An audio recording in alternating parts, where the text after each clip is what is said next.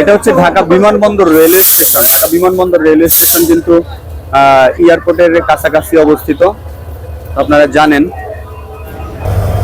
দেখুন জীবনের ঝুঁকি নিয়ে সাধারণ মানুষ কিভাবে ট্রেনে চড়ে যায়। এটি যেমন আসলে যেমন রাষ্ট্রের ক্ষতি হচ্ছে আমাদের, যেমন ভাড়া, ট্রেনের ভাড়াগুলো আমরা না দিয়ে এভাবে ফাঁকি দিয়ে যাচ্ছি। একইভাবে কিন্তু আমরা আমাদের জীবনটাকে কিন্তু আমরা ঝুঁকির মুখে ফেলতেছি, এবং এই ঝুঁকির মুখে ফেলে কিন্তু আমাদের উভয় দিক থেকেই কিন্তু রাষ্ট্রের ক্ষতি।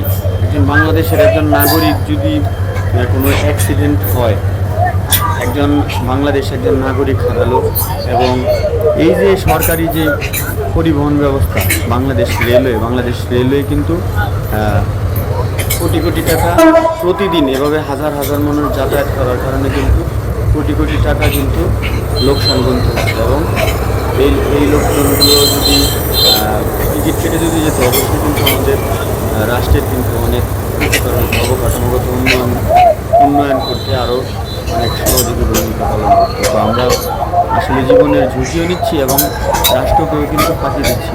আমাদের কিন্তু এরকম করা উচিত না কোনোভাবেই। এই দেশটা আমাদের জীবনটা আমার, এবং আজকে যদি আমাদের একটা ভুলের কারণে আমাদের পরিবারকে যদি সারা জীবন ভাষা দিতে হয়, সেটা কিন্তু আসলে কখনোই কাম্য না। তো যারা ট্রেনে ভ্রমণ করেন তারা আরও সতর্ক থাকুন, এবং এইভাবে ট্রেনের ফাঁদে পড়ে আপনারা নিজের জীবনকে ঝুঁকি ফেলবেন না, পরিবারকে এবং আগামী প্রজন্ম আপনারা আমার সন্তানের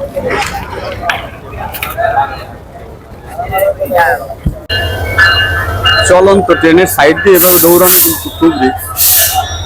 তারপরে দেখেন একটা ট্রেন এসে থামলে নির্ধারিত প্ল্যাটফর্মে মানুষ থাকে না, দেখেন ট্রেনের উপর দিয়ে রেল স্টেশনের যেসব ছেলেপেলেগুলো থাকে তারা কিন্তু অলরেডি দৌড়াদৌড়ি শুরু করে দিছে। এখানে সাধারণ যাত্রী যারা আছে তারাও কিন্তু সচেতন না। আসলে এটা কতটুকু যুক্তিসঙ্গত আপনারাই বলেন।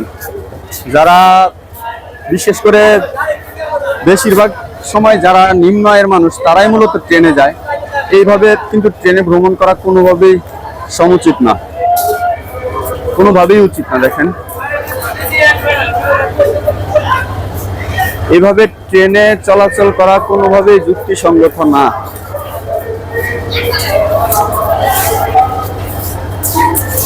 আমাদের সরকারিভাবে কিন্তু এটার বিরুদ্ধে কিন্তু ব্যবস্থা নেওয়া উচিত, যেন এইভাবে জীবনের ঝুঁকি নিয়ে ট্রেনের ছাদে যেন কোনো মানুষ উঠতে না পারে।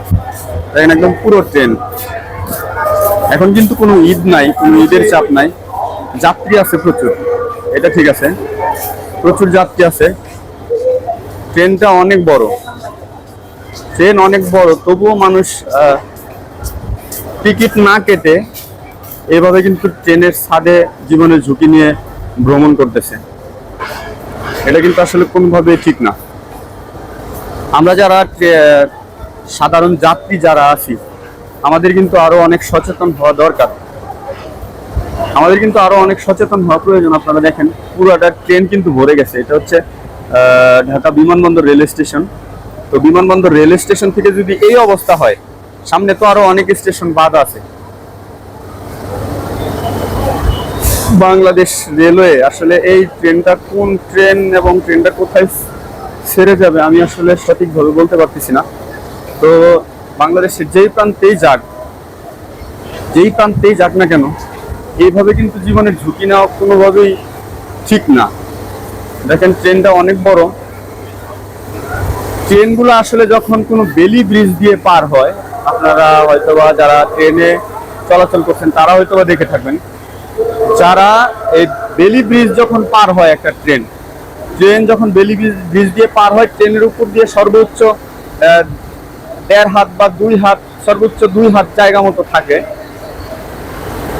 লোহার যে বড় বড়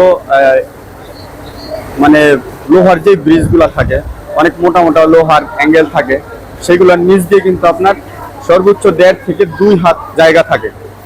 যদি কোনোভাবে আপনি অসতর্কতা অবস্থায় বেলি ব্রিজে ঢোকার সময় আপনি খেয়াল না করেন, তাহলে কিন্তু বড় ধরনের দুর্ঘটনা ঘটে যেতে পারে।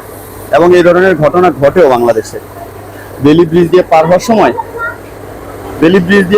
সময় কিন্তু বেলি ব্রিজের রেলিং এর সাথে ওই উপরের যে ইটা থাকে, ওই লোহার যে অ্যাঙ্গেলগুলো থাকে, এই লোহার অ্যাঙ্গেলগুলোর সাথে কিন্তু বাড়ি খেয়ে কিন্তু মানুষ অনেক দূরে গিয়ে ছিটকে পড়ে, এবং সেই ধরনের এইসব মানুষের বেঁচে থাকার সম্ভাবনা খুবই কম, এবং বাঁচেও না, এসব মানুষ বেঁচেও থাকে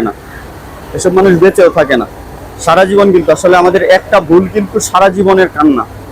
আমরা কেউ পারতপক্ষে এই ধরনের কোনো ভুল করব না। এখানে দেখেন হয়তোবা কেউ স্টুডেন্ট আছে বা ঢাকা শহরে চাকরি বাকরি করে, এই ধরনের লোক থাকে, অথবা মানে বিভিন্ন কাজকর্ম করে, হয়তোবা কেউ বেকারও থাকতে পারে। তো সেই ক্ষেত্রে কিন্তু আমাদের এত বড় রিস্ক নেওয়া কিন্তু কোনোভাবেই উচিত না। এইভাবে রিস্ক নিয়ে যাওয়া কোনোভাবেই উচিত না। আসলে আমরা যত কষ্টেই থাকি না কেন, যত অভাবেই থাকি না কেন, আমরা প্রয়োজনে একটু কাজ কাম করে কিছু টাকা পয়সা ম্যানেজ করে আমরা মানে ভালোভাবে যাব, জীবনের নিরাপত্তা নিয়ে যাব। আমরা এইভাবে কেউ যাব না। তো দেখেন, আপনাদেরকে এই বিমানবন্দর রেলওয়ে স্টেশনের পরিস্থিতি দেখানোর চেষ্টা করছি। আর আমাদের এই ভিডিওটা যারা ইউটিউব থেকে দেখবেন, যদি ভালো লাগে অবশ্যই চ্যানেলটা সাবস্ক্রাইব করবেন, এবং যদি কোনো পরামর্শ থাকে তাও আপনারা কমেন্ট বক্সে জানাবেন। যারা ফেসবুক থেকে ভিডিওটা দেখতেছেন অবশ্যই পেজটি ফলো দিয়ে আমাদের সাথে থাকবেন এবং শেয়ার করে সকল বন্ধু বান্ধবদেরকে দেখার সুযোগ করে দিবেন। আর আবারও নতুন কোনো ভিডিও নিয়ে ফিরে আসবো। সেই পর্যন্ত সবাই ভালো থাকবেন। আসসালামু আলাইকুম।